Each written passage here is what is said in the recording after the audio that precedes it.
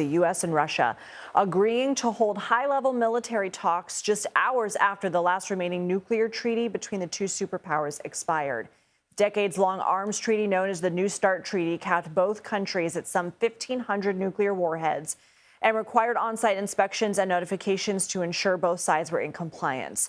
Critics of the agreement, including President Trump, have pointed out it did not cover China, which continues to bolster its nuclear stockpile. CBS News senior White House reporter Willie James Inman joins us now. Willie, has the White House commented on the expiration of this treaty?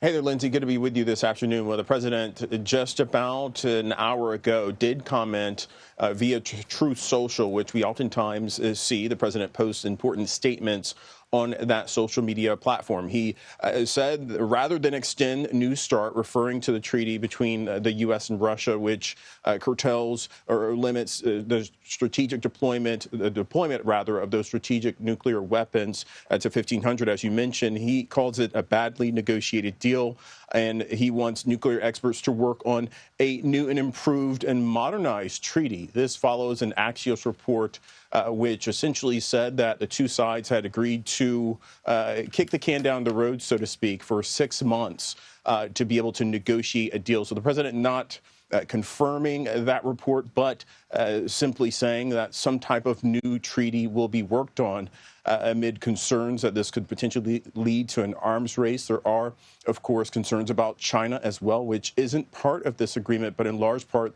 some officials and some experts will point out that China has been increasing its nuclear capability and its nuclear arms. It's unlikely, perhaps, that China will be a part of these negotiations between the U.S. and Russia. But this, of course, happens while the U.S. helps negotiate some type of ceasefire or an agreement between Ukraine and Russia amid that ongoing conflict. So a lot of moving parts here, but the president calling for a new START treaty between the U.S. and Russia today, Lindsay. And the president spoke at a national prayer breakfast this morning. Let's listen. We had the greatest economy in history, but this one's going to blow it away. Already it's blown everything away. They want to be neutral. They want to be neutral or against. You know, the Democrats are against. I don't know how a person of faith can vote for a Democrat. I really don't. I did the Super Bowl interview. Sir, are you going to relieve Kristi Noem of her duties? No. Oh. I said, why would I do that? We have the strongest border in the history of our country. How unusual is it for a president to strike that kind of tone at an event like this? Yeah, well, Lindsay, you know as well as do I that these speeches are typically about unity, about faith, about coming together. But this is really a classic Trump. It's no surprise that the president oftentimes uses events like this to talk about his successors or to talk about his political enemies, so to speak.